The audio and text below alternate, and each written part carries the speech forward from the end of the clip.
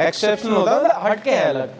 Copper और chromium का logic भी बताया था, 3 लॉजिक थे, बता सकता है कौन कौन है, क्या क्या थे? 3 रीजन बताए थे कि क्यों D4 से D5 बनेगा और क्यों D9 से D10 बनता है। तो 3 रीजन थे, वो क्या क्या थे? पहला reason relative smaller shielding, coulombic repulsion और फिर लार्जर एक्सचेंज एनर्जी। ये 3 रीजन है जिससे कि कॉपर क्रोमियम का D4 से D5 एग्जिस्ट करता है और कॉपर का D9 से D10। ठीक है, अब इसमें DPP कहां तक हो गई थी? 3, तो कल से DPP कंटिन्यूस हो जाएगी हमारी। तो आज मैं चैप्टर शुरू कर रहा हूँ रेडॉक्स। ठीक है, छोटा चैप्टर, ज्यादा बड़ा चैप्टर नहीं है। इसी चैप्टर के अंदर हम नॉर्मेलिटी भी पढ़ेंगे लास्ट में और इक्विवेलेंट वेट भी पढ़ लेंगे। तो जो क्वेश्चन DPP1 पीछे छूट गए तो वो भी साथ साथ हो जाएंगे हमारे। ठीक है, तो हम रेडॉक्स शुरू करते हैं ये वाला चैप्टर। 3-4 रूल थे इलेक्ट्रॉनिक कॉन्फ़िगरेशन वाले। एक रूल था ऑफबाउ का प्रिंसिपल, एक हुंस का रूल था और तीसरा पाउली का। ऑफबाउ कहता है कि इलेक्ट्रॉन जब आप फिल करोगे तो एनर्जी के इंक्रीजिंग ऑर्डर में भरे जाएंगे। ठीक है, उसके बाद था हुंस का मैक्सिमम रूल ऑफ मल्टीप्लिसिटी।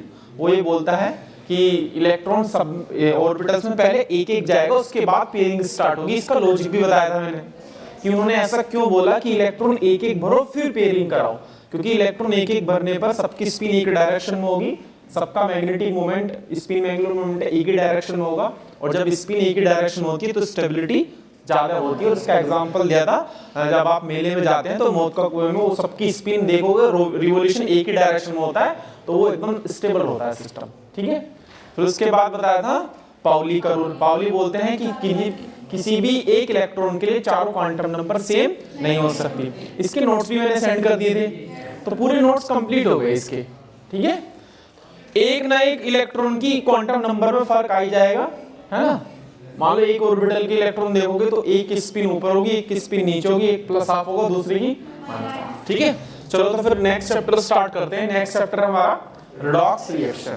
ठीक है, तो रेडॉक्स रिएक्शन है ना, स्टोइकियोमेट्रिक में ही आता है ना। तो रेडॉक्स रिएक्शन पार्ट 1। ठीक है, तो रेडॉक्स रिएक्शन में देखो पहले कुछ पॉइंट लिखे हुए हैं और ये पॉइंट एनसीईआरटी के हैं, कोई बाहर के नहीं है। पहले तो इसमें ये है, क्या लिखा हुआ है ऊपर, पढ़ो क्या लिखा हुआ है ऊपर, why we are studying this chapter। हम इस चैप्टर को पढ़ क्यों रहे हैं? हर चैप्टर को पढ़ने का रीजन है कि वो चैप्टर क्यों पढ़ा जा रहा है, क्योंकि उस चैप्टर का कुछ ना कुछ इंपॉर्टेंस घुमा फिरा के हमारी लाइफ से कनेक्टेड है, इसलिए हम उसको पढ़ रहे हैं। ठीक है, पढ़ो जरा पहला पॉइंट। पहला पॉइंट कहता है कि chemistry deals with varieties of matter and change of one kind of matter into the other। बहुत सारी रिएक्शन होती हैं केमिस्ट्री की जिसमें एक मैटर दूसरे में कन्वर्ट हो जाता है। Transformation of matter from one kind into another occur through the various type of reaction. बहुत सारी रिएक्शन है, लेकिन उन रिएक्शन में से एक बहुत इंपॉर्टेंट रिएक्शन है जिसका नाम क्या है? Redox reaction. रेडॉक्स रिएक्शन होती है जिस रिएक्शन के अंदर रिडक्शन भी होता है और क्लास 10th में बेसिक डेफिनेशन है ऑक्सीडेशन की, रिडक्शन की। 11th में थोड़ी एडवांस आ जाती है, सारी पढ़ेंगे, 10th की भी पढ़ेंगे, 11th की भी पढ़ेंगे। Next point, a number of phenomena both physical as well as biological are concerned with the, physical भी होती है और केमिकल भी होती है, जिनको हम बोल सकते हैं redox reaction. These reaction find extensive use in pharmaceutical, मतलब medical, biological, industrial, metallurgical and agriculture. कितने सारे एरियाज हैं जिन एरियाज के अंदर कहीं ना कहीं रेडॉक्स रिएक्शन का यूज होगा। एग्रीकल्चर का एरिया है, मेटलर्जी का एरिया, मेटलर्जी में से मेटल्स निकालते हैं हम, है ना। इंडस्ट्री, है ना। बायोलॉजिकल जानती हो, है ना, डॉक्टर बनने वाले हो तो तुम पता ही हो। नेक्स्ट पॉइंट पढ़ो। The importance of this reaction is apparent from the fact that burning of different type of fuels for obtaining energy for domestic transport and other commercial purpose, electrochemical purpose, for extraction of highly reactive metals and non-metals, manufacturing of chemical compounds like caustic soda, operation of dry and wet batteries, corrosion of metals। ये सब के सब किस में आते हैं? Redox process है पूरा। आयरन की रस्टिंग होना, है ना, ये घंटे की सेल हम यूज करते हैं, ये इलेक्ट्रोकेमिकल सेल है, इसके अंदर केमिकल रिएक्शन चल रही है और हमें करंट मिल रही है, ठीक है। तो उसके अंदर जो रिएक्शन चल रही है वो रिडॉक्स रिएक्शन सारी। तो ये जितने भी प्रोसेस लिखे हुए हैं यहाँ पर, इन सब के अंदर क्या यूज हो रही है, रिडॉक्स रिएक्शन यूज हो रही है। इसलिए इस चैप्टर को पढ़ा जा रहा है, क्योंकि कहीं ना कहीं इतनी सारी लाइफ में कनेक्टेड है हमारे। और सबसे इंपॉर्टेंट चीज देखो, हाइड्रोजन इकोनॉमी। हाइड्रोजन इकोनॉमी पे क्वेश्चन भी आया था। हाइड्रोजन इकोनॉमी बोलते हैं कि हाइड्रोजन का एज ए फ्यूल इस्तेमाल करना, क्योंकि हाइड्रोजन को अगर एज ए फ्यूल आप यूज करोगे तो पोल्यूशन नहीं होता है। अभी हमारे जो मंत्री हैं नितिन गडकरी, जानते हैं, उन्होंने बोला, तुम नहीं जानते नितिन गडकरी को, तो फिर क्या जानते हो?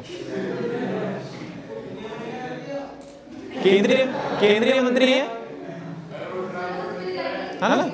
चलो, नितिन गडकरी जी ने बोला था कि मैं अगर दिल्ली की सड़कों पर घूमूंगा तो हाइड्रोजन की कार लेके घूमूंगा। क्यों? क्योंकि दिल्ली में पोल्यूशन सबसे ज्यादा है। हाइड्रोजन की जो कार आती है, जितनी भी हाइड्रोजन में जीरो पोल्यूशन है, एकदम नो पोल्यूशन। इसलिए हाइड्रोजन की कार को प्रमोट करने के लिए ऐसा उन्होंने बोला था कि जब भी मैं दिल्ली की सड़कों पर जाऊंगा तो हाइड्रोजन की कार लेकर जाऊंगा, या तो हाइड्रोजन की या फिर इलेक्ट्रिक वाली, दोनों में पोल्यूशन नहीं होता, ठीक है। तो हाइड्रोजन को कैसे इस्तेमाल किया जाए एज ए फ्यूल, है ना, तो उसमें जितनी भी रिएक्शन इन्वॉल्व होती है सारी कैसी होती हैं, रिडॉक्स। तो वहां भी है, ये तो बहुत बड़ा इशू है हमारे एनवायरनमेंट के लिए, पोल्यूशन, तो है ना। तो वही तो बोल रहा हूं मैं भी, है ना।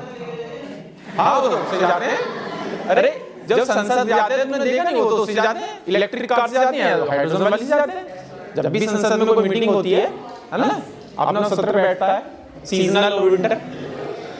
यहां पे देखो, और देखो ओजोन होल।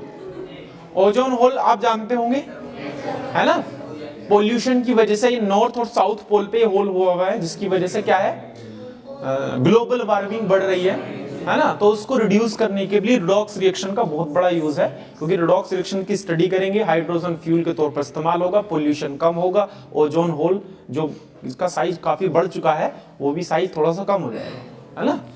आगे देखो, तो ये सारी चीजें हैं जिसकी वजह से हम क्या पढ़ रहे हैं, रिडॉक्स रिएक्शन वाला चैप्टर पढ़ रहे हैं, है ना।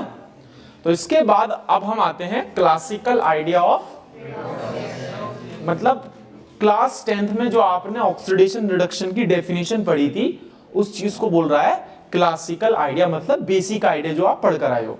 तो क्लास 10th में आपने पढ़ा था ऑक्सीडेशन बोलते हैं ऑक्सीजन का एडिशन, और रिडक्शन बोलते हैं हाइड्रोजन का, ये तो पढ़ा है, बस उसी वही है हमारा क्लासिकल आइडिया, मतलब जो बेसिक आइडिया है। तो वो फटाफट देख लेते हैं।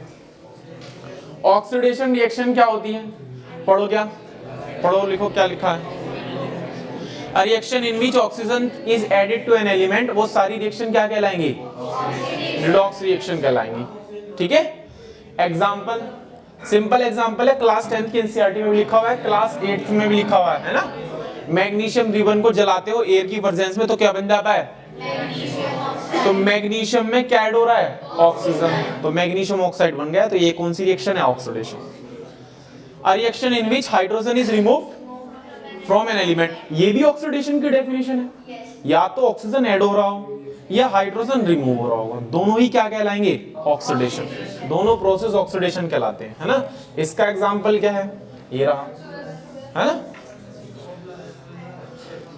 ठीक है, हाइड्रोजन रिमूव हो रहा है ना, ये इसका एग्जांपल है। अगर आप सल्फर को देखो, सल्फर को ध्यान से, सल्फर के साथ हाइड्रोजन था, लेकिन यहां क्या सल्फर के साथ हाइड्रोजन है, तो ये कौन सी रिएक्शन है, ऑक्सीडेशन, ठीक है। तो दोनों ही डेफिनेशन वैलिड है। अ रिएक्शन इन विच, एक तीसरी डेफिनेशन, पहली डेफिनेशन ऑक्सीजन का एडिशन, दूसरी हाइड्रोजन का रिमूवल, और तीसरी जिसमें भी कोई इलेक्ट्रोनेगेटिव एलिमेंट ऐड होता है तो उस रिएक्शन को बोलते हैं ऑक्सीडेशन। ये डेफिनेशन यहीं से उठाई गई है। मैग्नीशियम में जब ऑक्सीजन को जोड़ोगे तो ऑक्सीजन बताओ इलेक्ट्रोनेगेटिव है इलेक्ट्रोपॉजिटिव, तो वहीं से उठाई गई है, ठीक है, उसी साइड ये ली गई है। तो बस ऑक्सीजन नहीं होगा, ऑक्सीजन की जगह कोई दूसरा इलेक्ट्रोनेगेटिव एलिमेंट दिखेगा। तो फ्लोरीन इलेक्ट्रोनेगेटिव होता है कि नहीं होता है, तो ऑक्सीजन की जगह F2 रख दिया, ऑक्सीजन की जगह सल्फर रख दिया, ये भी इलेक्ट्रोनेगेटिव एलिमेंट है, ये भी इलेक्ट्रोनेगेटिव एलिमेंट है, दोनों रिएक्शन क्या कहलाएंगी, ऑक्सीडेशन रिएक्शन, ठीक है। आगे देखो, A reaction in which an electropositive element is removed। ये हाइड्रोजन से लिया गया है। हाइड्रोजन का रिमूव होना क्या कहलाता है? ऑक्सीडेशन। हाइड्रोजन कैसा एलिमेंट है? इलेक्ट्रोपॉजिटिव। तो वहां से डेफिनेशन ये उठा ली गई। ठीक है, ऑक्सीजन के एडिशन से इलेक्ट्रोनेगेटिव एटम की डेफिनेशन उठाई गई है और हाइड्रोजन के रिमूवल से इलेक्ट्रोपॉजिटिव। सिंपल रिएक्शन है ये भी। उसी तरीके से हाइड्रोजन रिमूव हो रहा होगा, है ना? देखो यहाँ पर कोई मोर electro less electro removal of के। देखो के क्या एक बहुत हाईली पॉजिटिव इलेक्ट्रॉन एलिमेंट है ना? तो पोटेशियम का रिमूवल हो रहा, कितने थे? 4। यहाँ कितने बचे? तो रिमूव हो गए ना पोटेशियम। तो पोटेशियम का रिमूवल, पोटेशियम जो कि एक हाईली इलेक्ट्रोपॉजिटिव एलिमेंट है, तो ये भी क्या कहलाएगा? ऑक्सीडेशन। तो इतनी सारी डेफिनेशन किसकी है? सारी है ऑक्सीडेशन, है ना? आगे देखते हैं हम। नेक्स्ट क्या आएगा? रिडक्शन। तो ऑक्सीडेशन में कौन कौन सी डेफिनेशन आई? Addition of oxygen, removal of hydrogen, addition of electronegative element, removal of electropositive element. 4 definition. ठीक है, अब रिडक्शन देख लेते हैं। तो रिडक्शन उसका उल्टा है बस ऑक्सीडेशन। वहां ऑक्सीजन का एडिशन ऑक्सीडेशन कहलाता है और हाइड्रोजन का एडिशन क्या कहलाएगा फिर? रिडक्शन। सिंपल एग्जांपल ये देखो, ये इथीन है, इसमें हाइड्रोजन ऐड करा दिया तो क्या बन गया? इथेन। तो ये कौन सी रिएक्शन है? रिडक्शन की reaction. Second definition, a reaction in which oxygen is removed from an, उसका उल्टा है सिर्फ ऑक्सीडेशन का। वहां हाइड्रोजन को रिमूव किया था, यहाँ किसको रिमूव करेंगे? सिंपल। इसकी भी एक एग्जांपल देख लो। 2HgO था, यहां से क्या निकल गया है? तो ये रिडक्शन है या ऑक्सीडेशन? रिडक्शन। बहुत इंपॉर्टेंट रिएक्शन है आपकी एनसीईआरटी की, है ना? कि मरकरी का जो ऑक्साइड होता है वो स्टेबल नहीं होता है, हमेशा वो खुद ही ब्रेक होकर किस में कन्वर्ट हो जाता है?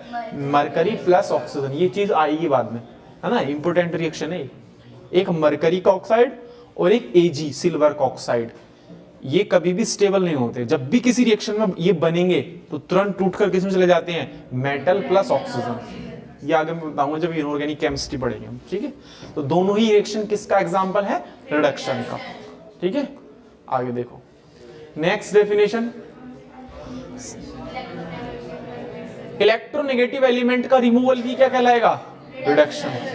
उसी से ली गई है जैसे कि हमने उसकी बनाई थी, है ना? यहां देखो 3 क्लोरीन थे, यहां पर कितने बचे? 2। या फिर ऐसे देख लो 2 3 जा 6 क्लोरीन थे, 2 2 जा कितने बचे? 4। तो एक इलेक्ट्रोनेगेटिव एलिमेंट जो कि क्लोरीन है वो रिमूव हो रहा है, तो किसका एग्जांपल है? रिडक्शन का। Next, a reaction in which N, सारी डेफिनेशन ही एक है, इधर उधर को हटाया जा रहा है, मिलाया जा रहा है इनको, है ना? इलेक्ट्रोपॉजिटिव एलिमेंट का एडिशन क्या कहलाएगा? रिडक्शन। एग्जांपल देख लो यहाँ पे, Hg is added to HgCl2। पहले एक Hg था, अब कितने दिख रहे हैं? 2 दिख रहे हैं, है ना? तो यहाँ पर Hg क्या किया गया है? ऐड किया गया है। Hg एक क्या है? मेटल। मेटल क्या होते हैं? इलेक्ट्रोपॉजिटिव। तो इलेक्ट्रोपॉजिटिव एलिमेंट को ऐड किया गया है, तो रिएक्शन क्या कहलाएगी? Reduction reaction. ठीक है, कौन से वो? ये वाली इलेक्ट्रोपॉजिटिव। मेटल क्या होते हैं? इलेक्ट्रोनेगेटिव होते हैं, इलेक्ट्रोपॉजिटिव। Electropositive, electronegative. अच्छा, ये तो सबको पता है नहीं? चलो एक चीज लिख लो जरा, एक चीज याद आ रही है मेरे, हालांकि मैं पीरियोडिक टेबल में बताता हूं उसको, लेकिन कोई बात नहीं, यहाँ पे आ गई तो यहाँ पे लिख लो। चलो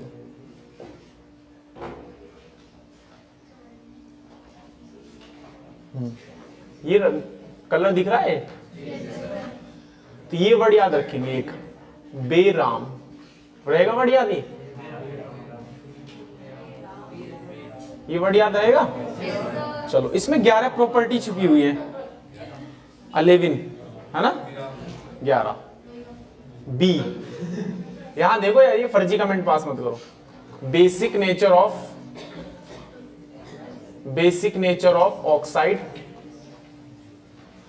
E4 electropositivity, E4 electropositivity, R4 reducing nature, R4 reducing nature, A4 atomic size, A4 atomic size, M4 metallic character, M4 metallic character। बस आपको एक प्रॉपर्टी याद रखनी है जो कि सबको पता होगी, पीरियोडिक टेबल में किसी भी ग्रुप में अगर मैं टॉप टू बॉटम जाता हूं तो बताओ साइज इंक्रीज होगा डिक्रीज होगा? सारी प्रॉपर्टी इंक्रीज होती है, फिर ये होगा याद। तो लेफ्ट टू राइट जाने पर सारी की सारी होंगी डिग्री। किस में जा रहे हैं left to right top to bottom? Periodic table में जा रहे हैं हम ये, ठीक है। अब इन सारे वर्ड का उल्टा लिख लो, अपोजिट। तो सब इनके अपोजिट मुझे बताएंगे क्या क्या हो सकते हैं। बताओ बेसिक नेचर का अपोजिट क्या हो सकता है? एसिडिक, लिख दे रहा हूं मैं, एसिडिक नेचर ऑफ ऑक्साइड। हर साल इसमें से क्वेश्चन आता है, हर साल इसमें से बेरा में से, है ना, पीरियोडिक टेबल का कॉन्सेप्ट है। इलेक्ट्रोपॉजिटिविटी का उल्टा बताओ। देखो सब बता रहे हैं, इलेक्ट्रोनेगेटिविटी, ठीक है। रिड्यूसिंग नेचर का उल्टा बताओ, ऑक्सीडाइजिंग नेचर, ठीक है। साइज का तो कुछ अपोजिट होता ही नहीं है भाई, नेगेटिव में थोड़ा ना होगा साइज, तो साइज को छोड़ दो। आगे क्या है? मेटालिक कैरेक्टर का अपोजिट बताओ, नॉन मेटालिक कैरेक्टर। दो प्रॉपर्टी बची, उनको भी लिख लो। एक होता है आयोनाइजेशन एनर्जी और एक होता है इलेक्ट्रॉन एफिनिटी, जिसको इलेक्ट्रॉन गेन एंथैल्पी के नाम से भी जानते हैं। तो बताओ अगर ये टॉप टू बॉटम जाने पर इंक्रीज हो रहे हैं तो इनके अपोजिट पे क्या फर्क पड़ेगा? टॉप टू बॉटम जाने पर डिक्रीज, लेफ्ट टू राइट जाने पर इंक्रीज, ठीक है। अब देखो बताओ मेटल पीरियोडिक टेबल में कहां रखे गए हैं, लेफ्ट में या राइट में? मेटल मतलब मैक्सिमम मेटल कहां पर है? Lithium, sodium, potassium, rubidium, beryllium, magnesium, ये सब मेटल ही तो है। तो सारे मेटल पीरियोडिक टेबल में लेफ्ट में है मैक्सिमम, ठीक। तो चेक करो इलेक्ट्रोपॉजिटिविटी, लेफ्ट टू राइट जाने पर क्या करेगी? तो मेटल की ज्यादा होती है इलेक्ट्रोनेगेटिविटी या नॉन मेटल की? पीरियोडिक टेबल में राइट डायरेक्शन में मैक्सिमम सारे नॉन मेटल हैं और लेफ्ट में मैक्सिमम मेटल है। बीच में भी है मेटल, लेकिन जो लेफ्ट वाले हैं वो हाईली रिएक्टिव मेटल हैं बहुत। बीच वाले भी मेटल है लेकिन वो इतने ज्यादा रिएक्टिव नहीं होते, ठीक है। तो इलेक्ट्रोपॉजिटिविटी का ये कॉन्सेप्ट है। अब जैसे मैं मरकरी बोल रहा हूं, है तो metal, electropositive. Sodium metal, electropositive. Potassium metal, electropositive, ठीक है। तो इलेक्ट्रोपॉजिटिविटी और इलेक्ट्रोनेगेटिविटी पीरियोडिक टेबल में इस तरीके से वेरी करती है, ठीक है भाई। तो इसको नोट कर लो। तो अब आपके दिमाग में रहेगा इलेक्ट्रोपॉजिटिव कहां से कहां वेरी करेगी, इलेक्ट्रोनेगेटिविटी कहां से कहां वेरी करेगी। IE ionisation enthalpy, EA electron affinity, oxidising nature, non metallic character. इसका अपोजिट देख लो ना यार, खुद ही तो बोला है तुमने अभी। अपोजिट तो खुद ही लिख सकते हो ना, अपोजिट लिखो।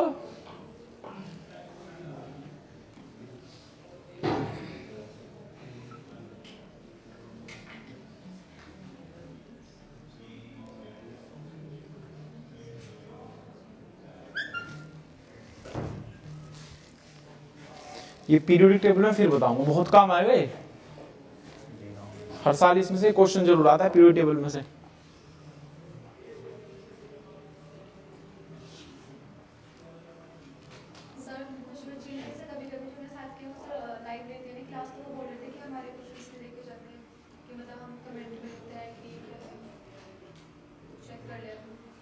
कर लेता हूँ मैं चेक।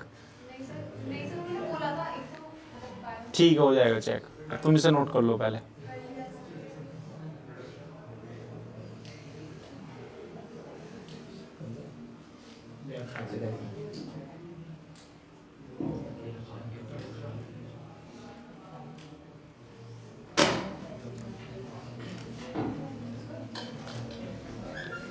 नोट कर लिया सबने?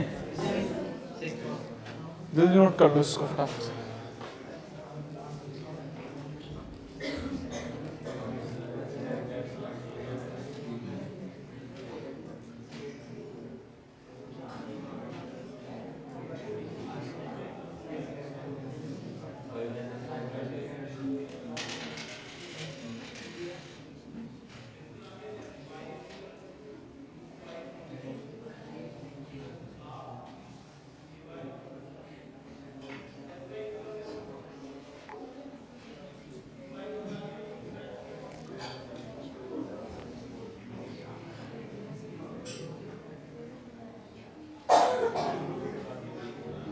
हो गया नोट?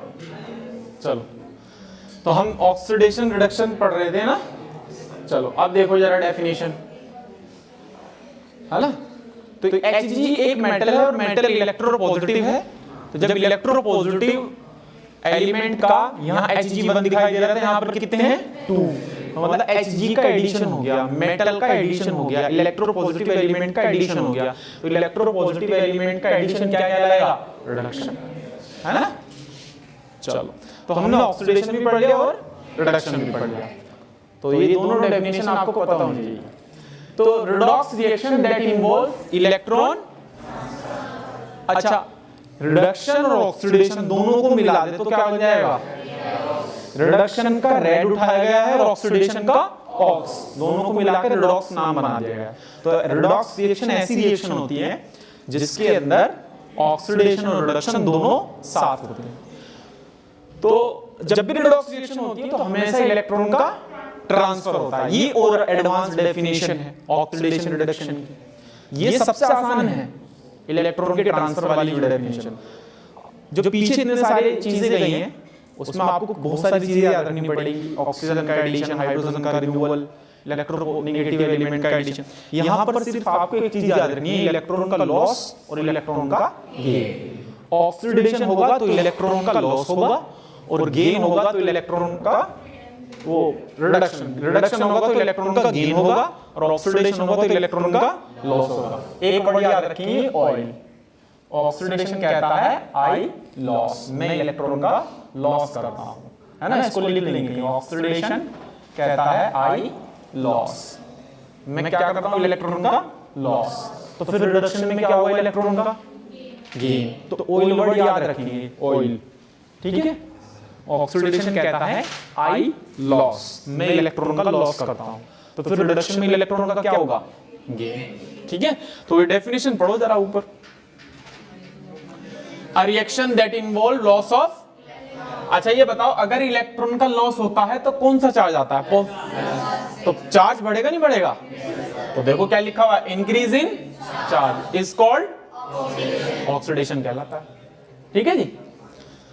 तो इलेक्ट्रॉन का गेन क्या कहलाएगा? फिर रिडक्शन कहलाएगा नहीं कहलाएगा? अभी जो हमने सारी रिएक्शन पढ़ी थी Mg+O, अब इनको चार्ज से, इलेक्ट्रॉन के ट्रांसफर से भी देखेंगे कि इनको इलेक्ट्रॉन के ट्रांसफर से कैसे देख सकते हैं।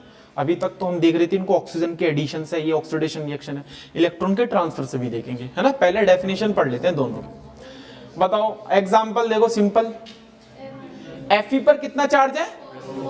+2 चार्ज था, इसने एक इलेक्ट्रॉन का लॉस किया, कितना हो गया चार्ज? तो या तो आप इलेक्ट्रॉन के लॉस से देखो कि भाई इलेक्ट्रॉन का लॉस हो गया तो ऑक्सीडेशन हो गया, या चार्ज के इंक्रीज होने से देख लो, बात सेम ही है। यहां +2 था, कितना हो गया? तो जब इलेक्ट्रॉन लॉस होगा तभी तो चार्ज बढ़ेगा। तो ये दोनों बात ठीक है, इलेक्ट्रॉन का लॉस देखो या चार्ज का इंक्रीमेंट देखो, दोनों ही होते हैं रिडक्शन के अंडर में। सोडियम पे चार्ज 0 है, इलेक्ट्रॉन का लॉस हुआ, कितना आ गया? तो चार्ज इंक्रीज हुआ है, इलेक्ट्रॉन का लॉस हुआ है, प्रोसेस क्या कहलाएगा? ऑक्सीडेशन। कुछ भी देख सकते हो आप, ठीक है। आगे देखो, बताओ रिडक्शन, बोलो इसकी अपोजिट डेफिनेशन होगी बिल्कुल। यहां पर इलेक्ट्रॉन का क्या होगा? गेन। पढ़ो जरा definition, simple. A reaction that involves gain of electron, जब इलेक्ट्रॉन का गेन होगा तो चार्ज फिर क्या होगा? Decrease of an element is called, जैसे कि क्लोरीन पे चार्ज 0 हुआ करता था, इलेक्ट्रॉन ऐड हुआ, कितना हो गया? -1। तो 0 से -1 हो गया, तो डिक्रीज हुआ इंक्रीज, और इलेक्ट्रॉन का गेन हुआ है तो भी क्या है? रिडक्शन। तो या तो चार्ज के डिक्रीमेंट को रिडक्शन बोलो या फिर इलेक्ट्रॉन के गेन को, दोनों बात सेम है, दोनों में से कोई भी डेफिनेशन याद रख सकते हो, ठीक है। आगे देखो, रिडॉक्स रिएक्शन पार्ट 2। अब रिडॉक्स रिएक्शन, तो रिडॉक्स देखो अब बता रहा है कि कहां से वर्ड ये लिया गया है। रिडॉक्स बोले तो ऑक्सीडेशन प्लस रिडक्शन, दोनों का कॉम्बिनेशन होता है रिडॉक्स, ठीक है। आगे देखो, एग्जाम पढ़ो जरा, डेफिनेशन सिंपल है। A reaction that involves both oxidation and reduction is known as redox reaction। जैसे कि यहाँ पर सोडियम पर चार्ज कितना है? यहाँ पर कितना आ गया? तो चार्ज इंक्रीज हो गया, इसको क्या बोलूंगा मैं? यहाँ क्लोरीन पर 0, यहाँ कितना है, चार्ज क्या हुआ, डिक्रीज, तो इसको क्या बोलूंगा, तो ये एक रिडॉक्स रिएक्शन है जो यहाँ पर लिखी हुई है, ठीक है। 2Na + Cl2 = 2NaCl, ठीक है। चार्ज से देखा हमने यहाँ पर, इलेक्ट्रॉन के लॉस से देखो बात सेम ही है। कॉम्पिटिटिव इलेक्ट्रॉन ट्रांसफर, अब देखो when zinc road is dipped in copper nitrate का सॉल्यूशन लो या कॉपर सल्फेट का सॉल्यूशन लो, बात सेम ही है। एनसीईआरटी देखोगे तो वहां पर कॉपर सल्फेट का सॉल्यूशन लिया है ना। तो यहां से देखो हमने एक कॉपर सल्फेट का सॉल्यूशन लिया या कॉपर नाइट्रेट का ले सकते हो। एनसीईआरटी में कॉपर सल्फेट लिखा है तो वही लिख दिया मैंने। और मैंने कौन सी रोड ले ली यहाँ पर, जिंक की रोड ले ली यहाँ पर, है ना। तो जब जिंक की रोड कॉपर सल्फेट के सॉल्यूशन में डीप करके रखी जाती है तो ये वाली रिएक्शन आपने क्लास 10 में भी पढ़ी होगी। Zn solid plus copper sulfate aqueous is equals to ZnSO4 aqueous plus Cu solid, ठीक है। डिस्प्लेसमेंट रिएक्शन के नाम से पढ़ा होगा। देखो यहाँ पर जिंक अकेला है तो चार्ज कितना है, 0। यहाँ पे कॉपर है तो उसका चार्ज, सल्फेट आयन पे कितना होता है, कॉपर पे कितना होगा, सल्फेट पर -2, जिंक पर, तो जिंक 0 से +2 तो ऑक्सीडेशन, कॉपर +2 से 0 तो, ठीक है। कॉपर का कलर क्या होता है, कॉपर का, कॉपर सल्फेट का नहीं, कॉपर के बर्तन जो आते हैं वो पूछ रहा हूं, रेडिश ब्राउन, रेडिश ब्राउन, और कॉपर सल्फेट का ब्लू, है ना। तो कॉपर सल्फेट का होता है ब्लू और कॉपर का होता है सेम रिएक्शन। अगर मैं जिंक की जगह आयरन ले लूं, आयरन की रोड बिल्कुल सेम रिएक्शन, बिल्कुल सेम रिएक्शन होगी। तो ये बताओ क्या बनेगा, FeSO4 प्लस Cu सॉलिड, ये 0, कॉपर +2, सल्फेट -2, ये +2 -2 और Fe 0, 0 से +1 ऑक्सीडेशन, +2 से 0, ठीक है।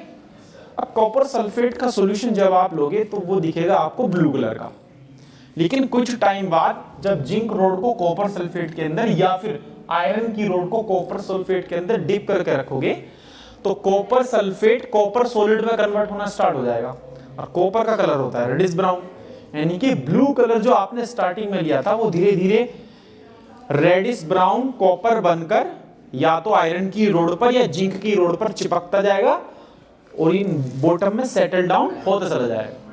तो जो कॉपर सल्फेट का ब्लू कलर होता है वो कॉपर आयन की वजह से होता है, मतलब Cu+2 आयन की वजह से। तो जब Cu+2 आयन ही नहीं रहेंगे तो क्या ब्लू कलर दिखाई देगा, यानी कि जब आप किसी भी जिंक रोड को कॉपर सल्फेट में या फिर आयरन की रोड को कॉपर सल्फेट में डीप करके रखोगे तो नीला कलर, ब्लू कलर धीरे धीरे हल्का होता चला जाएगा और बॉटम में कॉपर का प्रेसिपिटेट रेडिश ब्राउन कलर का जमा होता चला जाएगा, है ना। तो बताओ क्या ये दोनों रिएक्शन एक रिडॉक्स रिएक्शन दिख रही है? तो ये भी एक रिडॉक्स रिएक्शन का एग्जांपल है। एनसीईआरटी के अंदर ये एग्जांपल लिखा है, अगर आप देखोगे ना एनसीईआरटी में तो वहां पर ये वाला एग्जांपल लिखा है कि जिंक रोड ली, जिंक रोड को कॉपर सल्फेट सॉल्यूशन के अंदर डिप करके रख दिया, है ना। ये एक्सपेरिमेंट आप करा सकते हो आराम से लैब में, है ना, कोई इतना नहीं है बड़ा। देखो मैंने करा रखा है ना, मेरी वीडियो है देखो। तो यहां पर दिख रहा है, ये मैंने ही कराया था ना, कॉपर सल्फेट लिया है ना।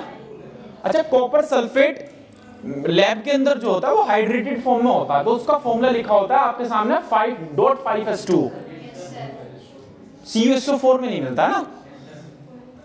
आगे देखो,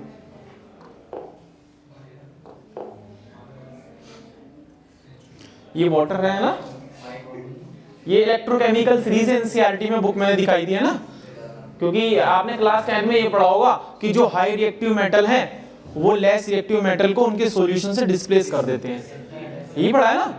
तो इलेक्ट्रोकेमिकल सीरीज जिसको क्लास 10 में हमने रिएक्टिविटी सीरीज के नाम से पढ़ा था उसको यहाँ इलेक्ट्रोकेमिकल सीरीज बोलते हैं, क्लास 10 में रिएक्टिविटी सीरीज बोलते हैं, है ना। तो अगर आप इसमें देखोगे ना तो आयरन और जिंक दोनों ही किससे नीचे हैं, कॉपर से।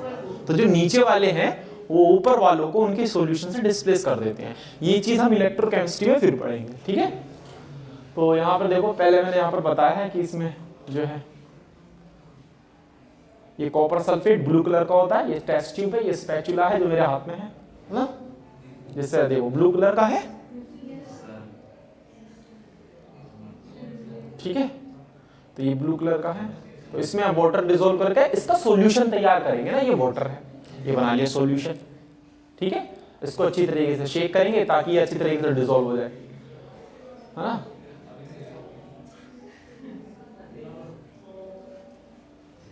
ठीक है, ये सॉल्यूशन बन गया ना। अब देखो इसमें एक आयरन की कील, देखो ये आयरन की कील ले लो, क्या कलर दिखाई दे रहा है, बिल्कुल एकदम नई दिखाई दे रही न्यू। अब देखो इसमें गिर देंगे, सिंपल रिएक्शन हो जाएगी, आपको देख बॉटम में सेटल डाउन होना स्टार्ट हो जाएगा। देखो देखना थोड़ी देर बाद ब्लू कलर धीरे धीरे हल्का हो जाएगा और बॉटम में कॉपर का प्रेसिपिटेट जमना स्टार्ट हो जाएगा। देखना अभी, अरे देखना, रुक जाओ, अभी जमना स्टार्ट हो गया नीचे धीरे धीरे, है ना। और जो कील है हमने ली, देखो देखा देखा, अरे देखो बिल्कुल दिख रहा है रेडिश ब्राउन पीपीटी, नहीं दिखाई दिया, अरे इतना दिख तो रहा है। और क्या है, ये कॉपर है, देखो ब्लू में से रेड निकल गया, ये है कॉपर, ये रिडॉक्स रिएक्शन है, सिंपल, है ना। देखो नीला ब्लू कलर थोड़ा हल्का पड़ा और ब्राउन कलर देखो, देखो जो आयरन की कील है उस पे भी जमा हो गया है कॉपर। सिंपल एक्सपेरिमेंट है, ये दिया रखा है एनसीईआरटी में, देख लो डायग्राम इसी का बना रखा है, दिख रहा है ब्राउन कलर, रेडिश ब्राउन, तो कॉपर है हमारा,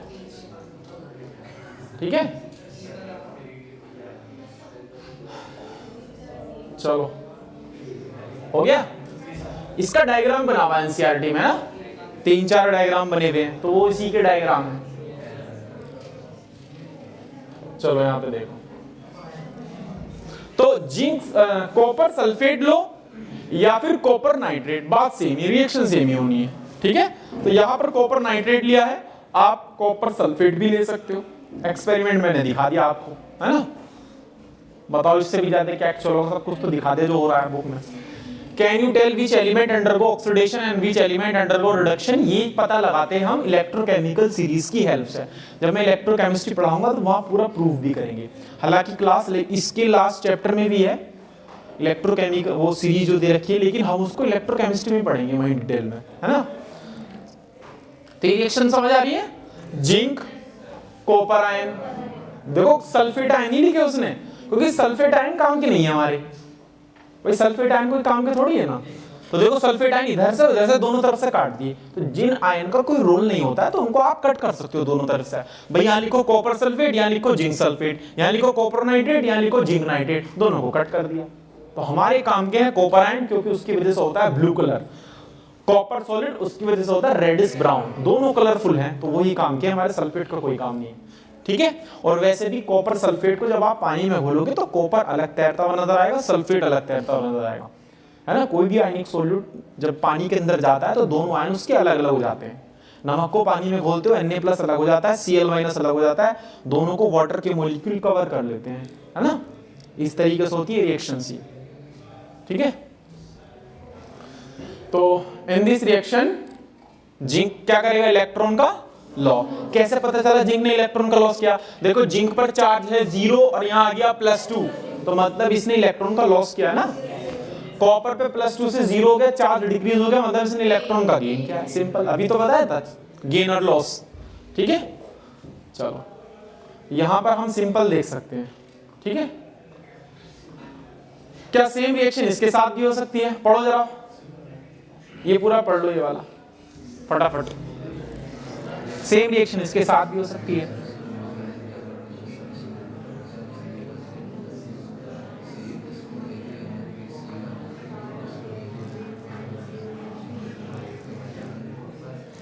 सिल्वर नाइट्रेट लो, कॉपर सल्फेट लो, कॉपर नाइट्रेट लो, सब में सेम रिएक्शन। तो सबसे ज्यादा रिएक्टिविटी किसकी है, जिंक की, फिर कॉपर की, फिर Ag सबसे कम रिएक्टिव है, तो Ag को Cu डिस्प्लेस कर देगा। तो जब हम इलेक्ट्रोकेमिकल सीरीज पढ़ेंगे तो सबसे नीचे होगा जिंक, उससे ऊपर है कॉपर और सबसे ऊपर है Ag, Ag, मैं इन तीनों की बात कर रहा हूं सिर्फ। तो जब इलेक्ट्रोकेमिकल सीरीज हम पढ़ेंगे तो हम याद भी करेंगे इसको। फिलहाल तो मुझे समझाना था कि भाई ये वाली रिएक्शन के अंदर रिडॉक्स रिएक्शन का रोल होता है ना। चलो अब रिडॉक्स रिएक्शन में आगे पढ़ने से पहले हम पढ़ेंगे ऑक्सीडेशन नंबर। ऑक्सीडेशन नंबर होता है, एक होता है oxidation state, and according to NCERT दोनों को सेम माना गया है, तो हम इसमें कोई भी कंफ्यूजन क्रिएट नहीं करेंगे, दोनों अलग हैं, सेम है। एनसीईआरटी ने क्लियर कट लिख दिया है oxidation number means oxidation state, state बोले नंबर बोले दोनों बात सेम ही है। पढ़ो जरा पहला point, in order to keep track of electron shift in chemical reaction involving formation of covalent compounds, a more practical method of using oxidation number has been developed। वो ये बोल रहा है कि भैया अभी जो कोवलेंट कंपाउंड होते हैं, कोवलेंट कंपाउंड वाली जो रिएक्शंस होती हैं, जैसे कि अभी मैंने रिएक्शन कराई थी किसकी, आयरन की, जिसकी वीडियो भी दिखाई थी, कॉपर सल्फेट से, तो क्या बना था FeSO4 प्लस O, ठीक है। वैसे तो ये आयनिक कंपाउंड है, लेकिन सल्फेट के अंदर तो कोवलेंट बॉन्ड है। अगर आप इसको ऐसे देखोगे कि भाई इसमें आप ये काउंट करोगे किसने इलेक्ट्रॉन का लॉस क्या है, किसने गेन क्या है, तो डिफिकल्ट होगा थोड़ा सा। तो क्यों ना एक ज्यादा अच्छा मेथड बना दिया जाए जिससे हमें पता चल जाए कि भाई इस चीज का ऑक्सीडेशन हुआ है और इस चीज का रिडक्शन हुआ है। तो उसी के लिए मेथड बनाया गया है oxidation number method. Oxidation number निकालो और पता कर लो कि किसका ऑक्सीडेशन हुआ और किसका, और आसान हो जाएगा। वरना तो हम इस क्लास 10th वाला ही पढ़ सकते हैं, ऑक्सीजन का एडिशन क्या कहलाता है, ऑक्सीडेशन। लेकिन उससे आसान क्या होता है, loss of electron, loss of gain. उससे भी आसान क्या होता है, ऑक्सीडेशन नंबर। तो स्टेप वाइज चल रहा है सारा, ठीक है। तो पहला पॉइंट यही है, ये सारे एनसीईआरटी के पॉइंट है, मैंने इनको पॉइंट्स में कर दिया है, ठीक है। आगे देखो, इन दिस मेथड, तो अब आप एनसीईआरटी, तो मैं इसलिए बोलता हूं जो चैप्टर में पढ़ाया करूं घर जाकर एनसीईआरटी से पढ़ा करो, मजा आएगा आपको पढ़ने में वो चैप्टर। क्योंकि मैं एक एनसीईआरटी से एक वर्ड बाहर नहीं पढ़ा रहा हूं और एक वर्ड कम नहीं पढ़ा रहा हूं, जो एनसीईआरटी में पूरा पढ़ाऊंगा, ठीक है। In this method it is always assume that there is a complete transfer of electron from a less electronegative atom to a more electronegative atom. बताओ इलेक्ट्रॉन का ट्रांसफर कहां से कहां होगा, लेस से, क्योंकि इलेक्ट्रोनेगेटिव एलिमेंट का काम ही होता है इलेक्ट्रॉन को अपनी तरफ अट्रैक्ट करना। तो जितनी भी रिडॉक्स रिएक्शन होगी एक हाई इलेक्ट्रोपॉजिटिव इलेक्ट्रॉन का लॉस करेगा और हाई इलेक्ट्रोनेगेटिव इलेक्ट्रॉन का गेन करेगा। सिंपल रूल है हमारा ये। Next, oxidation number denotes the oxidation state. पढ़ो लाइन, एनसीईआरटी की लाइन, एनसीईआरटी की लाइन पढ़ो जरा। ऑक्सीडेशन नंबर का मतलब क्या है, ऑक्सीडेशन स्टेट, ये है, कोई दूसरा मतलब नहीं है कि अगर आप इनमें दोनों में डिफरेंस क्रिएट कर ले जाओ। हालांकि माइनर लेवल पर इनमें फर्क होता है, लेकिन अकॉर्डिंग टू एनसीईआरटी हम इसमें फर्क करेंगे क्या, नहीं।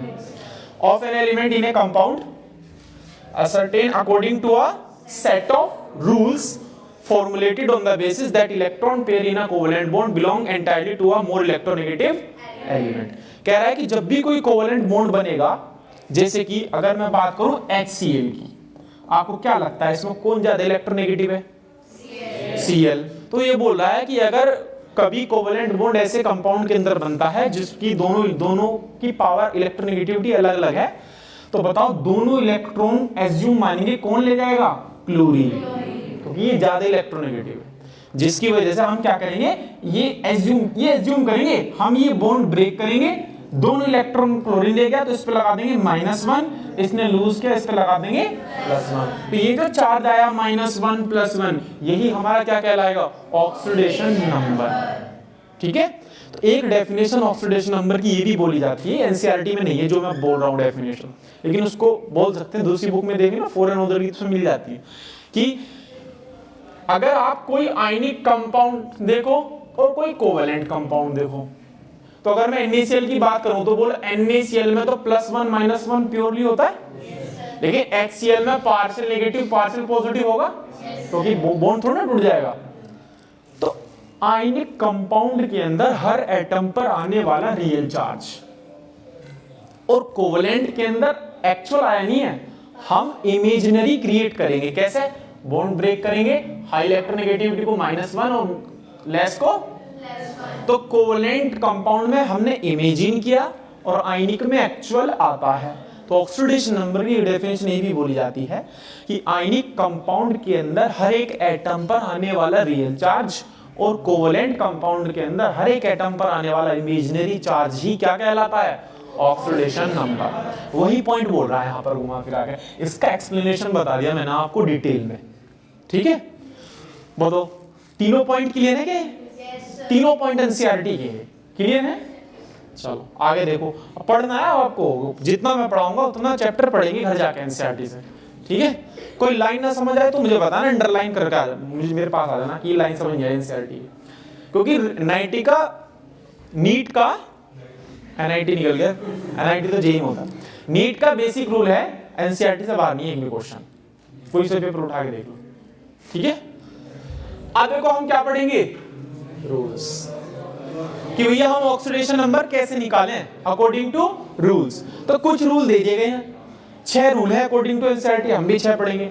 वो रूल आपको ध्यान में रखना है, उन रूल को ध्यान में रखते हुए ऑक्सीडेशन नंबर निकालने हैं। कभी कभी तो क्वेश्चन यही पूछ लेता है, कंपाउंड दे दिया, पूछ लेगा बताओ इसकी ऑक्सीडेशन नंबर क्या है ना।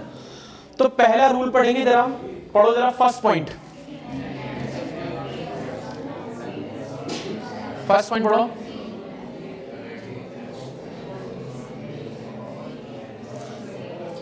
लिखा है इन एलिमेंट्स, कह रहा है कि एलिमेंट्स के अंदर या फिर इन द फ्री और अनकंबाइंड स्टेट हर एटम की ऑक्सीडेशन नंबर कितनी लेके चलेंगे, 0। अच्छा, एलिमेंट और कंपाउंड में फर्क बता सकता है कोई? एलिमेंट और कंपाउंड में क्या फर्क होता है?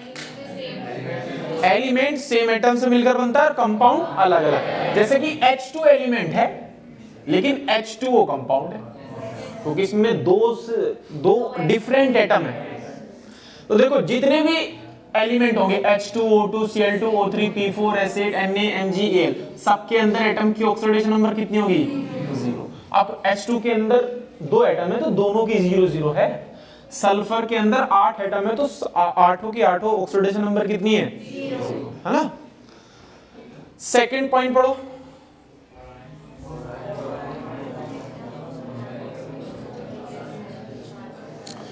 सिंपल है, कोई भी आयन होगा अगर आप उसके ऑक्सीडेशन नंबर की बात करोगे तो जितना उस पे चार्ज है वही क्या कहलाएगा उसका, Mg पे 2 चार्ज है +2, आयरन पे 3 चार्ज है +3। ऑक्सीडेशन नंबर को हमेशा प्लस माइनस से बोलेंगे कि प्लस पॉजिटिव है तो +3, नेगेटिव है तो -3, जो भी होगा। क्लोरीन पे कितना चार्ज है, उसकी ऑक्सीडेशन नंबर, ऑक्सीजन पर -2 तो -2 एंड सोन। इसी तरीके से जो चार्ज आता चला जाएगा आयन पर वही उस एटम की क्या हो जाएगी, oxidation number. In their compounds all alkali metals, alkali metals क्या होते हैं भाई, क्षारीय धातु बोलते हैं हिंदी में। फर्स्ट ग्रुप के lithium, sodium, potassium, rubidium, caesium, francium, इसको बोलते हैं एल्कली मेटल या फिर क्षारीय धातु। हैव ऑक्सीडेशन नंबर ऑफ, हमेशा याद रखेंगे कि फर्स्ट ए ग्रुप के जितने भी एलिमेंट हैं, कौन कौन से, lithium, sodium, potassium, rubidium, caesium, francium, सबके ऑक्सीडेशन नंबर देखो +1, क्योंकि हमेशा एक इलेक्ट्रॉन का लॉस करना पसंद करते हैं। क्यों, 2 क्यों नहीं करते लॉस, 1 ही, क्योंकि इनका ऑक्टेट कंप्लीट हो जाता है एक लॉस करने पर। तो कोई भी एटम चाहता है कि उसका ऑक्टेट कंप्लीट हो, तो ये फटाफट एक इलेक्ट्रॉन का लॉस करके अपना ऑक्टेट कंप्लीट करते हैं। और alkaline earth metal second, beryllium, magnesium, calcium, strontium, barium, radium, beryllium, magnesium, calcium, strontium, barium, radium, सबकी ऑक्सीडेशन नंबर +2, क्योंकि इनके आउटर मोस्ट में 2 इलेक्ट्रॉन होते हैं, 2 का लॉस करके ऑक्टेट कंप्लीट करते हैं। तो इनकी ऑक्सीडेशन नंबर हमेशा कितनी मान के चलेंगे, +2। इंपॉर्टेंट, एल्यूमिनियम है ग्रुप 3 का, कितनी ऑक्सीडेशन नंबर होगी इसकी, आउटर मोस्ट में 3 होते हैं तो आसानी से लॉस कर देता है ना। पीरियोडिक टेबल तो याद है ना सबके, उसमें पढ़ेंगे, चलो पीरियोडिसिटी में। अगर याद नहीं है तो सबसे आसान तरीका याद करने का 10 रुपए की टेबल खरीद लो, जहां तुम्हारा स्टडी रूम हो उसके सामने लगा लो, उठते बैठते चलते उसको देखना है बस तुम्हें, है ना। याद नहीं करना, जब तुम रटोगे तो याद नहीं होगी, रटोगे तो भूल जाओगे। जो ट्रिक आपने पढ़ी है उसमें तो बहुत टाइम लगेगा, है ना, कहां से खोजोगे, बिल्कुल याद होनी चाहिए आपकी। तो अच्छा ऐसे भी नहीं है आज जाओ आज ही रट के फेंक दो भूल जाओगे। तो सबसे आसान तरीका है 10 रुपए की टेबल लो सामने, मैंने तो ऐसी याद की थी, ठीक है, याद है मेरे तो, ठीक। 10 रुपए की टेबल चिपकाओ, उठ रहे हो बैठ रहे हो जा रहे हो सो रहे हो, उस पर नजर जानी चाहिए, बस पढ़ते रहो लेटे लेटे बस, ठीक है, ठीक है, हो जाएगी याद, आराम से हो जाएगी। हाँ भाई बताओ सारे पॉइंट क्लियर है। फ्री स्टेट में 0 होगी, आयंस पे जितना चार्ज है वही इसकी ऑक्सीडेशन नंबर बन जाएगी। फर्स्ट ग्रुप की +1 होगी, सेकंड ग्रुप की +2 होगी, थर्ड ग्रुप में सबकी नहीं बोली +3, सिर्फ किसकी बोली है, एल्यूमिनियम की बोली है, देखो सबकी नहीं सिर्फ एल्यूमिनियम की, ठीक है। आगे देखो पढ़ो थर्ड पॉइंट, ये सब एनसीईआरटी के पॉइंट उठाए मैंने। The oxidation number of oxygen in most compound, हमेशा ऑक्सीजन की ऑक्सीडेशन नंबर ज्यादातर कितनी होती है, हमेशा, लेकिन हमेशा 95% -2 होगी। कुछ ऐसे कंपाउंड है जहां पर इसकी ऑक्सीडेशन अलग होती है, जैसे कि एक होते हैं सुपर ऑक्साइड, एक होते हैं प्रोक्साइड। मैं सब बता देता हूं फिर आप एक साथ पढ़ लेना।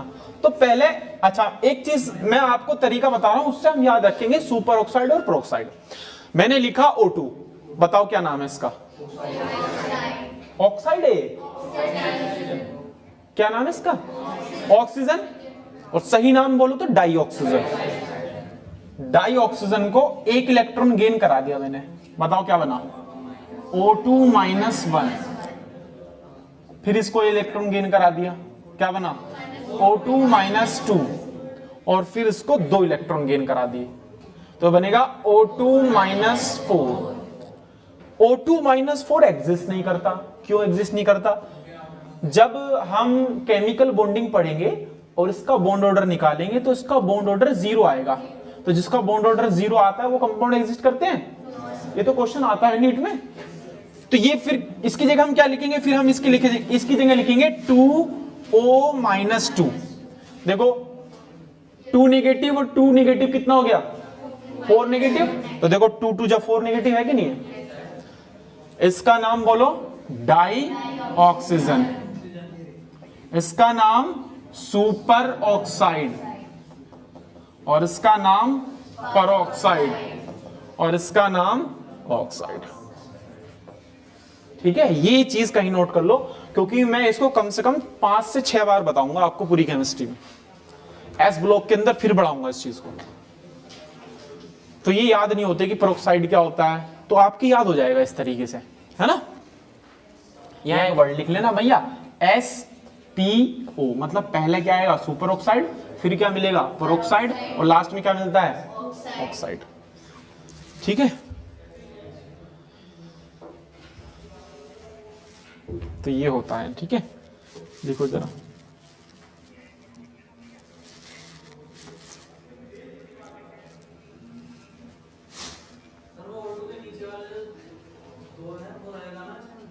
O2 के ये वाला ये वाला ये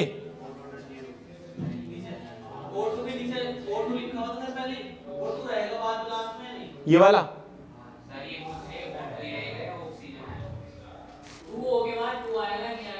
यहाँ पे O2 नहीं आएगा, यहाँ O -2 है, वही तो ऑक्साइड होता है, यहाँ O2 नहीं है, सिर्फ O और ऊपर क्या है माइनस।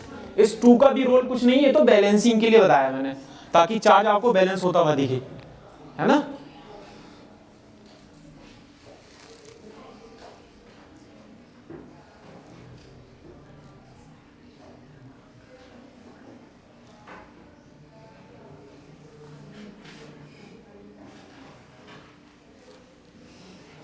हो गया। अच्छा अब यहां से देखो जरा, नोट कर ले सबने। तो ये पूरा याद रखेंगे इसको मैं कई बार बताऊंगा इसको। तो बताओ 2 ऑक्सीजन पर चार्ज कितना है, तो 1 पर कितना होगा -½ तो सुपर ऑक्साइड में 1 ऑक्सीजन पर चार्ज कितना होता है तो ये सुपर ऑक्साइड में ऑक्सीजन की ऑक्सीडेशन नंबर आ गई एक एटम की, क्योंकि ऑक्सीडेशन नंबर तो एक ही एटम की होती है ना, यहाँ तो दो पे चार्ज है। अच्छा, ऑक्सीडेशन नंबर क्या होता है? अल्टीमेटली होता तो चार्ज ही है। अभी तो बताई थी मैंने डेफिनेशन, आयनिक कंपाउंड के अंदर हर एटम पर आने वाला रियल चार्ज और कोवलेंट के अंदर हर एटम पर आने वाला इमेजिनरी चार्ज। इमेजिनरी चार्ज जो हम बॉन्ड तोड़कर क्रिएट करते हैं, वही क्या कहलाता है? ऑक्सीडेशन। तो दो एटम पर -1 चार्ज दिखाई दे रहा है, तो एक एटम पर कितना कितना रहा होगा? तो यही इसकी क्या हो जाएगी? Oxidation number. तो यहां से एक चीज निकल कर आई कि सुपर ऑक्साइड के अंदर एक ऑक्सीजन एटम की ऑक्सीडेशन नंबर कितनी होती है? इसी तरीके से पेरोक्साइड में ऑक्सीडेशन नंबर बता सकता है कोई? 2 के ऊपर 2 नेगेटिव, तो 1 के ऊपर 1 नेगेटिव, तो यानी कि ऑक्सीजन की ऑक्सीडेशन नंबर कितनी आ गई? यहां पर इसको तो भूल जाए तो बैलेंसिंग वाला है, क्योंकि हम तो ये एटम देख रहे हैं, यहां तो 1 लिखा है, तो 1 ऑक्सीजन पर कितना चार्ज है? -2। तो ऑक्साइड के अंदर ऑक्सीजन की ऑक्सीडेशन कितनी होती है? जो कि जनरल ऑक्सीडेशन स्टेट है। तो -2 कहां होती है? जब ऑक्साइड बनता है। और इसके अलावा सुपर ऑक्साइड के अंदर -1/2 और पेरोक्साइड के अंदर -1। ठीक है, ये ऑक्सीडेशन नंबर लिख लो, फिर हम ये पैराग्राफ पढ़ेंगे।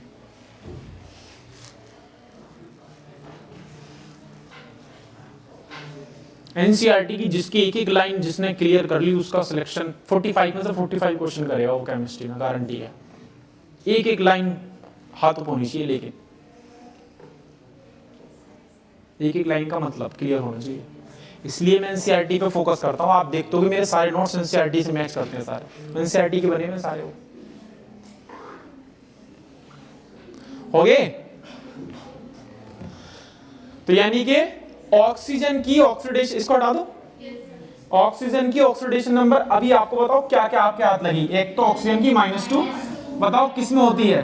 ऑक्साइड। एक ऑक्सीजन की -1 पेरोक्साइड, एक ऑक्सीजन की -1/2, बोलो किसमें? Super oxide. ठीक है, लेकिन ऑक्सीजन की पॉजिटिव भी ऑक्सीडेशन हो सकती है, ऑक्सीजन की पॉजिटिव भी हो सकती है। अच्छा, ऑक्सीडेशन नंबर का खेल जो स्टार्ट होता है वो स्टार्ट होता है इलेक्ट्रोनेगेटिविटी की वजह से। जिसकी इलेक्ट्रोनेगेटिविटी ज्यादा होती है वो इलेक्ट्रॉन खींच कर ले जाता है, उस पर चार्ज माइनस आ जाता है, ऑक्सीडेशन नंबर नेगेटिव हो जाती है। ये तो है, यानी ऑक्सीडेशन नंबर अल्टीमेटली चार्ज ही तो है, और चार्ज क्रिएट होने का जो बेस है वो है इलेक्ट्रोनेगेटिविटी। तो बताओ ऑक्सीजन की पॉजिटिव ऑक्सीडेशन स्टेट कब हो सकती है? किसमें हिम्मत है जो इससे इलेक्ट्रॉन छीन सकता है? फ्लोरीन में तो है। तो जब जब ये फ्लोरीन से जुड़ेगा तब तब अपने इलेक्ट्रॉन का लॉस करेगा और खुद पर कितना चार्ज जाएगा? पॉजिटिव। पॉजिटिव चार्ज क्या है ना? तो इस वजह से दो कंपाउंड ऑक्सीजन के फ्लोरीन के साथ ऐसे बनते हैं जिसमें उसकी ऑक्सीडेशन क्या निकल कर आती है? अच्छा, फ्लोरीन की तो फिक्स है, कितनी आती है? -1। फ्लोरीन की -1 फिक्स होती है। तो अगर मैं कंपाउंड लिखता हूं OF2, ठीक, तो रूल तो पता है सबको, जिसकी निकालते हैं उसकी क्या मान लेते हैं? X + 2 × फ्लोरीन की कितनी होगी? -1 = टोटल चार्ज कितना है इसमें? 0। तो बोलो X की वैल्यू कितनी आ गई? तो बोलो ऑक्सीजन की ऑक्सीडेशन नंबर कितनी आई? +2। तो OF2 में ऑक्सीजन की प्लस आ गई। अब एक कंपाउंड हो रहा है O2F2, पता ऑक्सीजन की कितनी आएगी? 2 × ऑक्सीजन की X + 2 × फ्लोरीन की -1 = 0। तो 2x - 2 = 0, तो x = +1, तो यहां पर +1 आ गई। ठीक है, तो जब भी ऑक्सीजन फ्लोरीन के साथ जुड़ेगा तो ऑक्सीडेशन स्टेट प्लस में शो करेगा। पढ़ो जी पहला पैराग्राफ, पूरा पढ़ के बताओ सारे पॉइंट क्लियर है कि नहीं। आप पढ़ लो पैराग्राफ।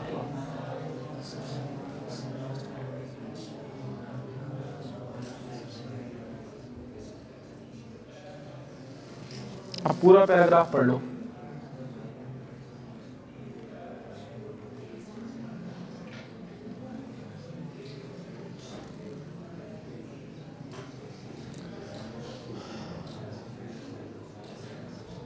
ठीक है जी,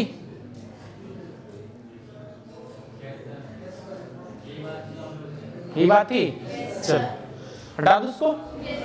चलो अच्छा, अगर मैं यहां पर चलो बाद में देखेंगे, पहले सारे रूल पढ़ लेते हैं। कितने रूल हो गए? 3 रूल हो गए। नेक्स्ट 4, 5 देखो, 4 पढ़ो जरा। हाइड्रोजन की ऑक्सीडेशन नंबर 99% कितनी होगी? +1। लेकिन -1 एक जगह होगी जब वो मेटल से जुड़ा हुआ होगा, मतलब मेटल हाइड्राइड के अंदर। कहां पर? मेटल हाइड्राइड, जैसे कि lithium hydride, sodium hydride, calcium hydride, इन सब के अंदर कितनी होगी? वरना इनके अलावा हमेशा हाइड्रोजन कितनी दिखाएगा? +1 दिखाएगा। ठीक है, सिंपल रूल। 5 देखो, in all its compound, fluorine की बात चल रही थी, फ्लोरीन की कितनी होगी? अदर हैलोजन की भी क्या होगी?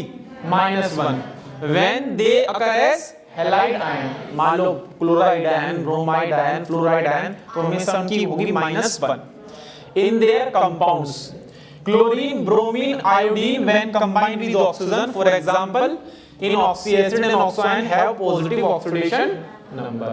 जहां पर फ्लोरीन, क्लोरीन, ब्रोम, भाई ऑक्सीजन की इलेक्ट्रोनेगेटिविटी क्लोरीन से तो ज्यादा है ही, भले ही फ्लोरीन से कम हो लेकिन क्लोरीन से तो ज्यादा है। तो जब ऑक्सीजन फ्लोरीन के साथ जुड़ेगा तो फ्लोरीन इलेक्ट्रॉन खींच लेगा, लेकिन जब ऑक्सीजन क्लोरीन के साथ जुड़ेगा तो आप तो ऑक्सीजन खींच लेगा ना। यानी कि क्लोरीन, ब्रोमीन, आयोडीन पॉजिटिव दिखा सकते हैं अगर वो अपने से ज्यादा इलेक्ट्रोनेगेटिव एलिमेंट से कंबाइन हुए हो, और इनसे ज्यादा इलेक्ट्रोनेगेटिव एलिमेंट कौन है? ऑक्सीजन। तो वहां ये पॉजिटिव दिखा सकते हैं। लेकिन क्या फ्लोरीन दिखा सकता है कभी पॉजिटिव? क्योंकि फ्लोरीन से ज्यादा तो इलेक्ट्रोनेगेटिव कुछ है ही नहीं। तो अगर फ्लोरीन से ज्यादा इलेक्ट्रोनेगेटिव कुछ है ही नहीं तो कोई इलेक्ट्रॉन उससे छीन नहीं पाएगा, प्लस चार्ज आ नहीं पाएगा। वो हमेशा इलेक्ट्रॉन छीनता है, इसलिए उस पे चार्ज -1 आता है। एक इसलिए छीनता है क्योंकि उसके आउटर मोस्ट में होते हैं 7, बस उसको एक चाहिए होता है, तो एक इलेक्ट्रॉन छीनकर -1 क्रिएट कर लेता है। ठीक है, ये बताना चाह रहा। एग्जांपल इसका भी पढ़ेंगे आगे चल के। ये हमारे जो ऑक्सो एसिड होते हैं वहां पढ़ेंगे। ऑक्सो एसिड जानते हो क्या होते हैं?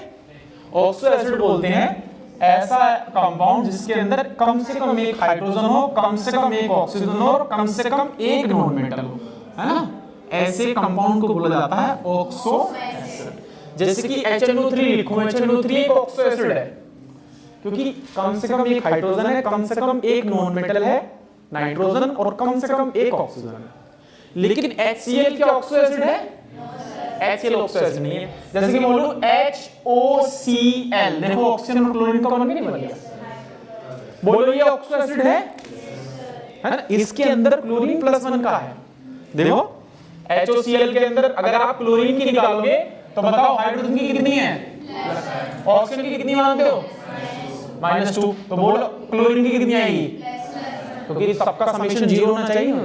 तो वही बोला है कि भैया जब ऑक्सो एसिड चलो में जाओगे वहां पर क्लोरीन, ब्रोमीन, आयोडीन की आपको पॉजिटिव में दिख सकती है क्योंकि वहां क्लोरीन ऑक्सीजन से जुड़ा होता है। ठीक है जी, बताओ 5 पॉइंट क्लियर? लास्ट पॉइंट आ रहा है, फिर हम इसके बाद क्वेश्चन करेंगे फटाफट, छोटे-छोटे क्वेश्चन। लास्ट पॉइंट पढ़ो जरा, जो कि सबसे बेकार रूल है, जो आप जानते होंगे, इसको पढ़ लो जरा। खुद ही कह दोगे सर ये तो बेकार की बात है। ये तो मैंने बता दिया स्टार्टिंग कि किसी भी कंपाउंड के टोटल एटम की ऑक्सीडेशन नंबर का सम हमेशा उस पर आने वाले चार्ज के बराबर होगा। जैसे H2SO4 की बात करूं तो H2SO4 में इस पे चार्ज 0 है, तो अगर मैं लिखता हूं 2 into oxidation number of hydrogen plus oxidation number of sulphur plus 4 into oxidation number of oxygen is equal to कितना आएगा? लेकिन यहीं पर अगर मैं कोई आयन ले लूं जैसे कि कार्बोनेट आयन, तो अगर मैं बोलता हूं oxidation number of carbon plus 3 into oxidation number of oxygen, अब 0 करूंगा या -2? बस ये लिख रहा है, पढ़ लो। कर सकते हैं इसको? अब कुछ क्वेश्चन कर ले, चलो फटाफट कुछ क्वेश्चन कर लेते हैं। Oxidation number,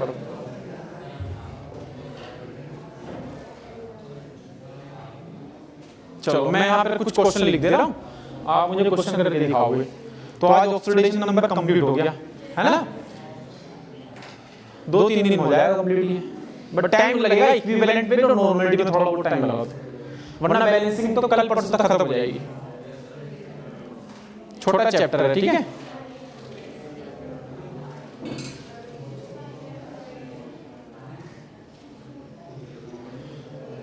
question number first, पहले निकालो K2Cr2O7 में क्रोमियम की। K2Cr2O7 में क्रोमियम की बताओ।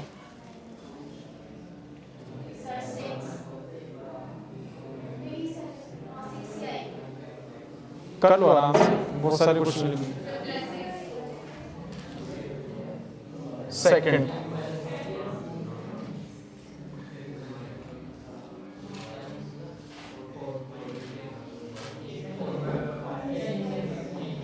NaH2PO4 में फास्फोरस की। हाँ ये कर लो शांति से।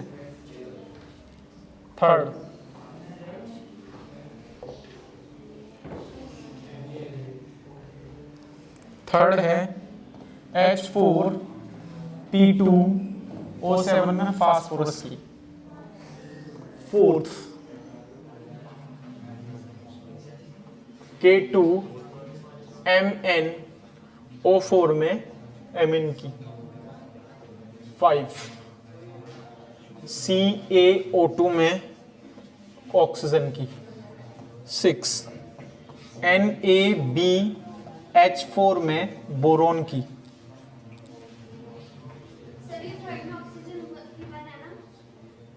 क्या ये 7 है? 7 सेवंथ H2O7 में सल्फर की। 8 KAlSO4 का होल ट्वाइस डॉट 12 H2O के अंदर सल्फर की। आज सिंपल सिंपल क्वेश्चन करेंगे, कल ऑक्सीडेशन नंबर के थोड़े एडवांस क्वेश्चन करेंगे। आज तो बेसिक क्वेश्चन दिए मैंने सारे, रखते हो आपने। निकालो जरा फटाफट, फिर मैं निकालूंगा सबकी।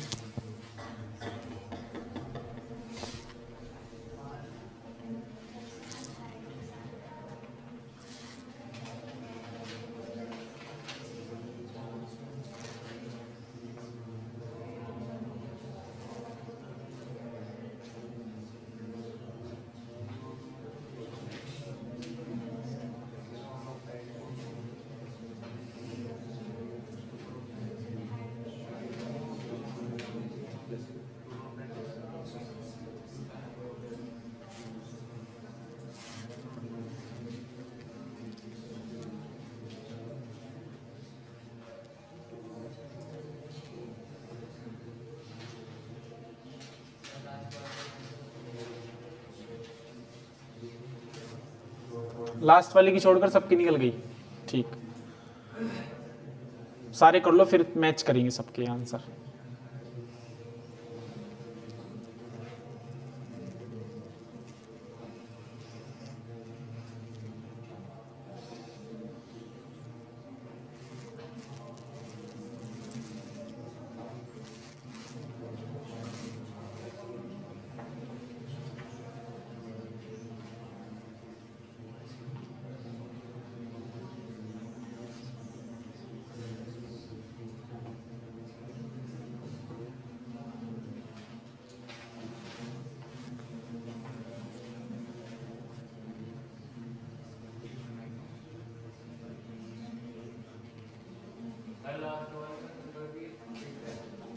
देखते हैं निकाल के, मैंने तो क्वेश्चन दिया है।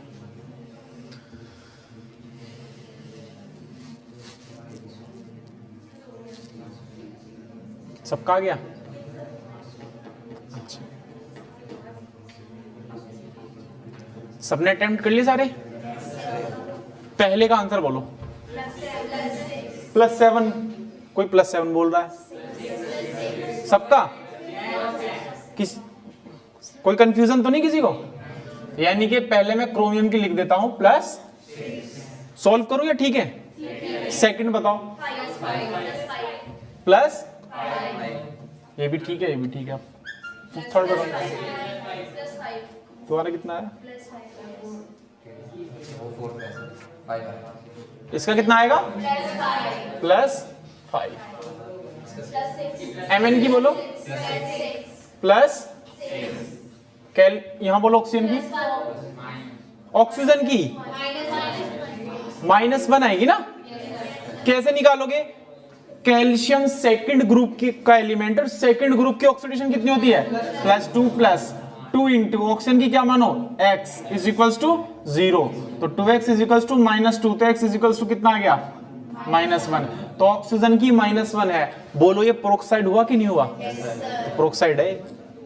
और ये फॉर्मूला कैसे बनाया गया होगा? सिंपल, कैल्शियम पे चार्ज +2, पेरोक्साइड पर चार्ज -1, 2 इसके नीचे 1 इसके नीचे, है ना? अच्छा -2 पेरोक्साइड पर तो -2 हो जाएगा ना। बताओ क्या बनेगा फॉर्मूला? CA2O4, सिंपल रेशियो लो, 2 1 जा 1, 2 2 जा 4, देखो वही फॉर्मूला आ गया CO2। मतलब ऑक्सीजन यहाँ कौन सा है? पेरोक्साइड वाला है सुपर ऑक्साइड वाला? पेरोक्साइड वाला। बताओ यहाँ बोरॉन की -5, कोई +3 बता रहा है।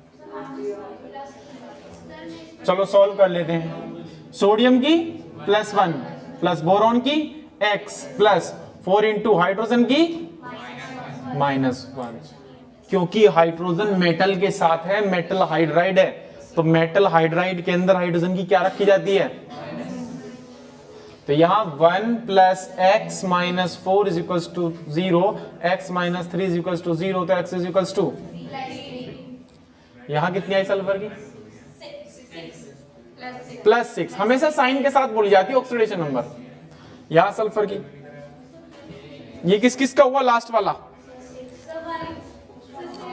लास्ट वाला किस किस का हुआ है? लास्ट वाला जो एग्जांपल था, लास्ट वाला था हमारा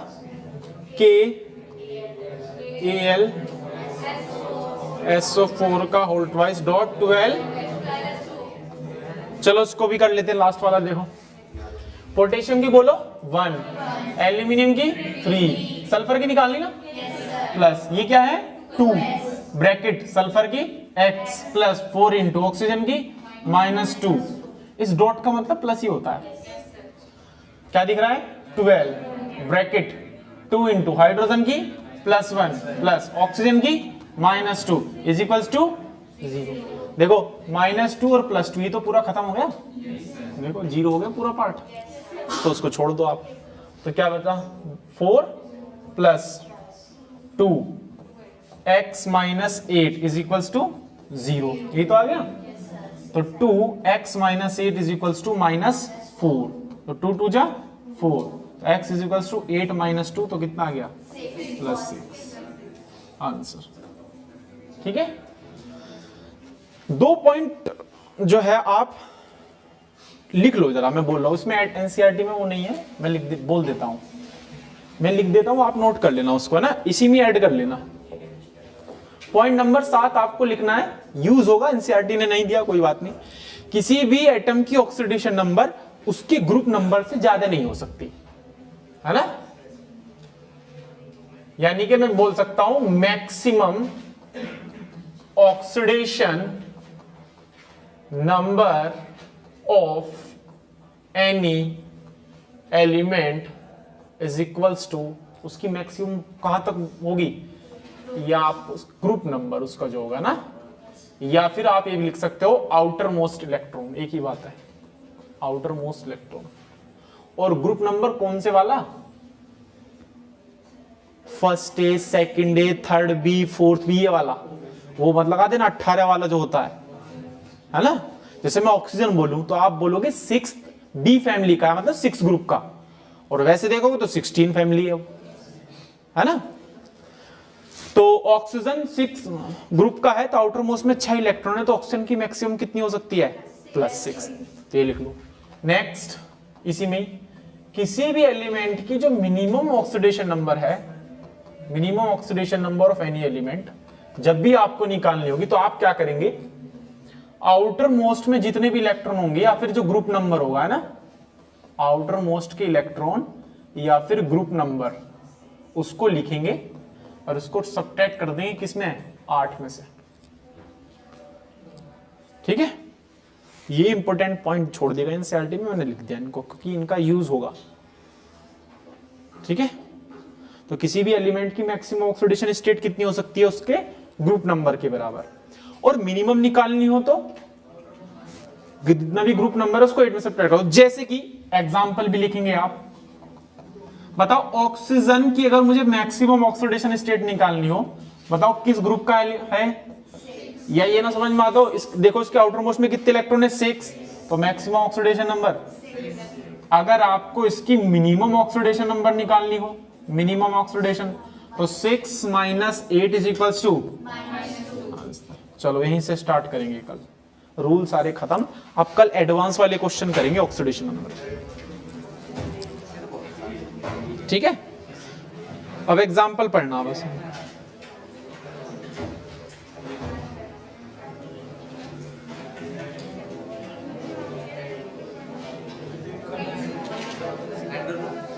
ये